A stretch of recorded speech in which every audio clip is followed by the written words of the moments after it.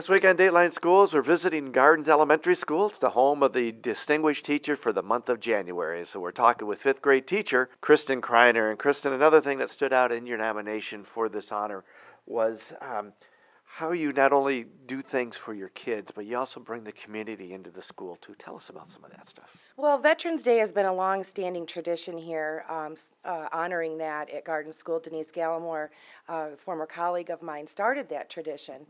And I felt very important to continue it after her retirement. My dad is retired 30 years from the Navy Seabees, and I grew up as, involved with my father in the military. And I just felt it very important for the kids to understand what it truly means to be involved in our military and protecting our nation.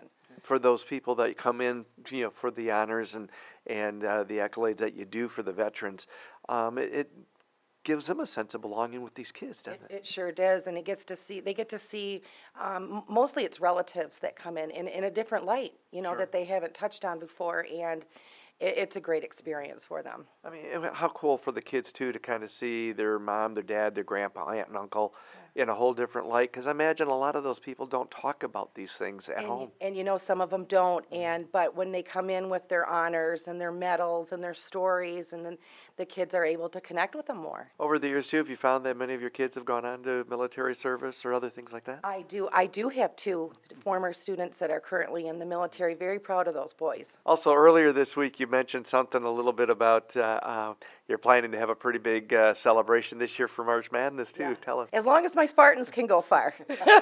But what I do is I use the statistics from Michigan State's progress through the tournament, and we turn those into lessons. We teach mean, median, mode, and range with it, and then I touch on percents with it.